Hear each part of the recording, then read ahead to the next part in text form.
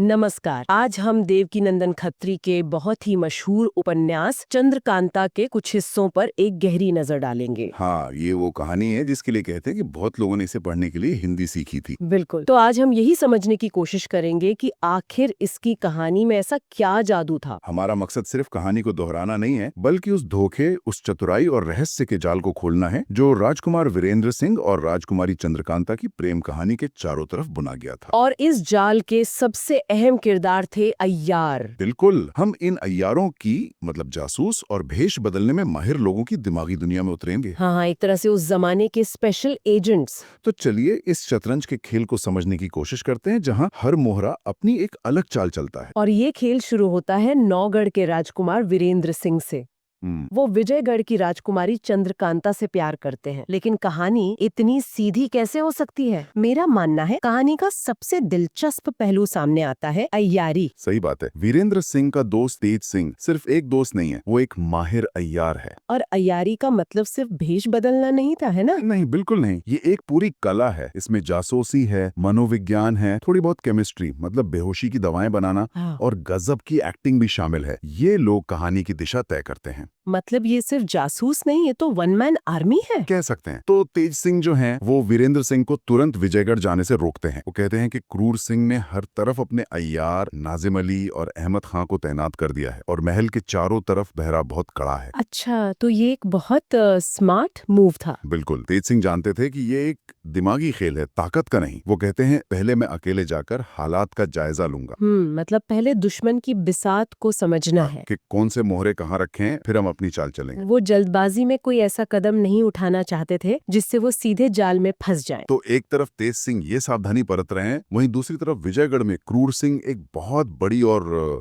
खतरनाक साजिश बुन रहा है। हाँ, उसकी इरादे सिर्फ चंद्रकांता को पाने तक ही सीमित नहीं थे। उसकी नजर तो पूरी सल्तनत पर थी। बिल्कुल। वो अपने अय्यारों नाजिम और अहमद के साथ मिलकर प्लान बनाता है कि पहले वीरेंद्र सिंह और तेज सिंह को रास्ते से हटाया जाए, और फिर मौका देखकर महाराज जयसिंह की हत्या कर दी जाए ताकि वो खुद राजा बन सके। लेकिन यहाँ कहानी में एक और गहरा मोड़ आता है। नाजिम उसके सामने एक शर्त रखता है। हाँ, वो कहता है कि मैं तुम्हें राजा बनने में मुसलमानों का समर्थन तो दिलवा दूंगा, लेकिन तुम्हें एक वादा करना होगा। और वो शर्त क्या थी? शर्त ये थी कि राजा बनते ही क्रूर सिंह इस्लाम कबूल कर लेगा। ओह, ये तो बहुत बड़ी बात है। मतलब सत्ता के लिए अपना धर्म तक बदलने को तैयार हो जाना। हाँ, ये सिर्फ उसकी महत्वाकांक्षा नहीं दिखाता, ये शायद उस दौर के राजनीतिक यथार्थ को भी दिखाता है, जहाँ सत्ता के लिए गठबंधन और पहचाने कितनी बदल सकती थी। और क्रूर सिंह, उसने क्या किया? क्रूर सिंह तो एक पल भी नहीं सोचता। वो फौरन एक इकरारनामा मतलब एक लिखित अग्रीमेंट साइन करके दे देता है। और अपने दोनों अय्यारों को वजीर बनाने का वादा भी कर लेता है। बिल्कुल, और ये सौदा होते ही नाजिम और अहमद अपना काम शुरू कर देते हैं। उनका पहला टारगेट होता है बाग, जहाँ उन्हें लगता है कि चंद्रकांता के बारे में कोई सुराग मिलेगा। हाँ, हमारी मुलाकात एक और जबरदस्त किरदार से होती है, चपला। हाँ, वो सिर्फ राजकुमारी की सखी नहीं बल्कि एक उतनी ही माहिर अय्यारा है जितना कि तेज सिंह। और यहाँ हमें अय्यारों के बीच पहली दिमागी जंग देखने को मिलती है। नाजिम चंपा को कहीं बेहोश कर देता है और हूबहू उसका भेष बनाकर चंद्रकांता और चपला के पास पहुंच जाता है। अच्छा, उनकी बातें सुनने के लिए? हाँ, लेकिन चपला की नजरें बहुत तेज हैं। उसे नकली चंपा की बातों और उसके चलने के तरीके से कुछ गड़बड़ लगती है।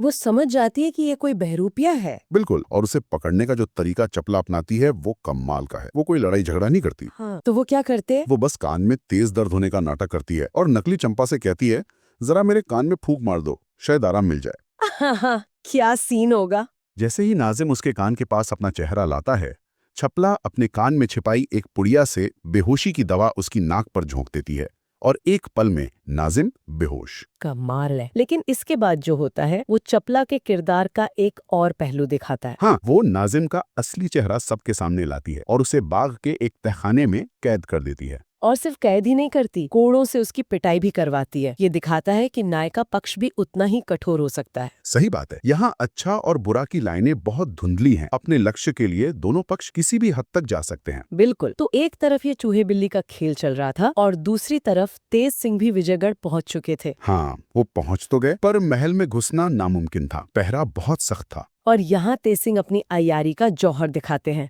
वो एक चौबदार मतलब गेटकीपर का भेष बनाते हैं और बाकी पहरेदारों से घुल मिल जाते हैं। वो उन्हें बातों में लगाकर एक सास तंबाकू पिलाते हैं। यह कहकर कि ये खास महाराज के लिए आया है, तुम भी चखो। और जाहिर है उस तंबाकू में बेहोशी की दवा मिली थी। तो सारे पहरेदार बेहोश और रास्ता साफ। बिल्कुल।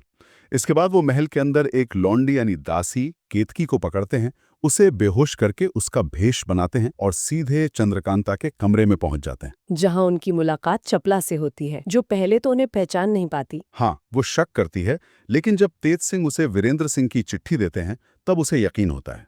लेकिन यहाँ तेज सिंह एक मास्टर स्ट्रेटेजिस्ट की तरह चपला की एक गलती की ओर इशारा करते हैं। हाँ, वो कहते हैं तुमने नाजिम को तहखाने में अकेला छोड़कर अच्छा नहीं किया, उसका साथी अहमद यकीनन उसे छुड़ाने आया होगा। और जब वो लोग तहखाने में जाकर देखते हैं तो वो खाली मिलता है। नाजिम भाग चुका था। ये दिखाता है कि अय्यानी के इस खेल में एक छोटी सी चूक भी कितनी भारी पड़ सकती है। आपको हमेशा अपने दुश्मन से 2 कदम आगे सोचना पड़ता है। सही बात है। और जैसे ही तेज सिंह केतकी के भेष में महल से बाहर निकल रहे होते हैं, उनका सामना हो जाता है भागे हुए नाजिम और उसके साथी अहमद से। अब यहाँ कोई भी आम इंसान घबरा जाता, लेकिन तेज सिंह ने इस मुसीबत को एक मौके में बदल दिया। हाँ, वो उन्हें पहचान कर भी अनजान बने रहते हैं और एक शानदार चाल चलते हैं। वो उन्हें लालच देते हैं। हाँ, वो कहते हैं अगर तुम लोग मुझे 1000 रुपए दो तो मैं तुम्हें तेज सिंह को पकड़वा सकती हूँ। और वो लोग इस जाल में फंस जाते हैं। बिल्कुल। नाजिम क्रूर सिंह से पैसे लेने चला जाता है और अहमद को नकली केतकी यानी तेज सिंह के पास छोड़ जाता है, और तेज सिंह को बस इसी पल का इंतजार था। वो अहमद को बातों में लगाकर बेहोशी वाली इलायची खिला देते हैं। हाँ,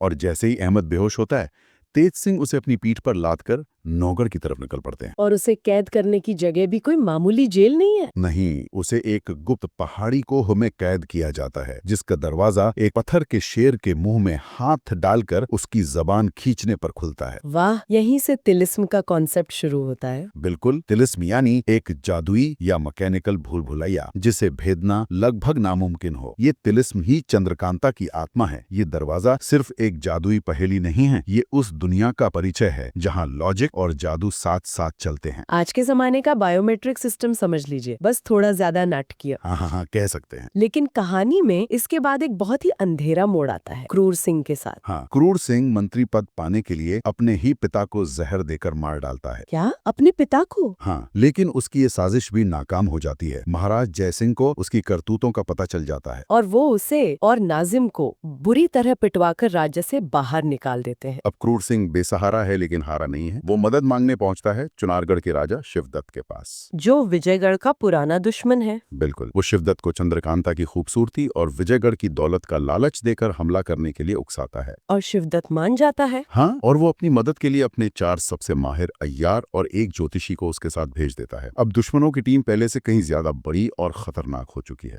और चुनारगढ़ के अय्यार आते ही विजयगढ़ में तहलका मचाना शुरू कर देते हैं। हाँ, उनमें से एक भगवान दत्त चपला का भेष बनाकर वीरेंद्र सिंह को फंसाने की कोशिश करता है, लेकिन तेज सिंह की नजरों से बच नहीं पाता और पकड़ा जाता है। लेकिन इसके तुरंत बाद कहानी में एक बहुत बड़ा झटका लगता है। बिल्कुल। चुनारगढ़ के अय्यारों का सरदार पंडित बद्रीनाथ खुद वीरेंद्र सिंह का भेष बनाता है और इस धोखे से तेज सिंह को ही पकड़ लेता है। ओह, ये तो बहुत बड़ा झटका था। तेज सिंह तो पूरी टीम के दिमाग थे। हाँ, उनके पकड़े जाने का मतलब था कि वीरेंद्र सिंह का पक्ष लगभग निहत्था हो गया। ऐसे में जिम्मेदारी कौन लेता है? चपला। वो तेज सिंह को छुड़ाने का बीड़ा उठाती है। वो क्या करती है? वो रंभा नाम की एक मशहूर गायिका का रूप धारण करती है और अपनी गायकी और खूबसूरती से सीधे राजा शिवदत्त के दरबार में पहुंच जाती है। और अपनी कला से शिवदत्त को ऐसा मोहित करती है कि वो उसका दीवाना हो जाता है। बिल्कुल। और यहीं चपला अपनी असली चाल चलती है। वो एक ऐसी महफिल का आयोजन करवाती है जहां वो गाने के साथ साथ बीन बजवाने की शर्त रखती है। और कहती है कि बीन तो तेज सिंह ही बजाएगा। हाँ, वो कहती है मैंने सुना है आपके कैदी तेज सिंह से अच्छा बीन कोई नहीं बजाता, मैं तो बस उसी के साथ गाऊंगी। क्या दिमाग है। शिवदत्त उसकी सुंदरता में इतना अंधा हो चुका होता है कि वो इस जाल को समझ ही नहीं पाता और तेज सिंह को महफिल में लाने का हुक्म दे देता है। बस चपला को इसी मौके का इंतजार था। और वो महफिल के दौरान ही तेज सिंह को आजाद करा लेती है। सिर्फ इतना ही नहीं, लौटते वक्त वो शिवदत्त के 2 और अय्यारों घसीटा सिंह और चुन्नीलाल को भी पकड़कर अपने साथ नौगढ़ ले आती है। मतलब एक ही चाल में दुश्मन को 3 बड़े झटके। हाँ, चपला ने साबित कर दिया कि वो किसी भी तरह से तेज सिंह से कम नहीं है। इस घटना के बाद महाराज जय सिंह का भी वीरेंद्र सिंह पर भरोसा बढ़ जाता जाता है। हाँ, वो उसे अपनी सेना का सेनापति बना देते हैं और राजा शिवदत्त से युद्ध की तैयारी शुरू हो जाती है। अब लग रहा था कि सब कुछ ठीक होने वाला है। लेकिन कहानी अपने सबसे अप्रत्याशित और भयानक मोड़ पर पहुंचती है। बिल्कुल, युद्ध शुरू होने से ठीक पहले एक रात महल में खलबली मच जाती है। क्या होता है? खबर फैलती है कि कोई चंद्रकांता और चपला दोनों का सिर काट कर ले गया है। क्या मतलब कहानी की नायिका और सबसे चतुर अय्यारा दोनों की हत्या? हाँ, उनके बिना सिर वाले शरीर उनके कमरे में पड़े मिलते हैं। ये तो यकीन करने वाली बात ही नहीं है। ये खबर सुनते ही महाराज जयसिंह बेहोश हो जाते हैं। वीरेंद्र सिंह सदमे से पागल हो जाते हैं। पूरी कहानी जो जीत की तरफ बढ़ रही थी एक पल में मातम में बदल जाती है। और तेज सिंह?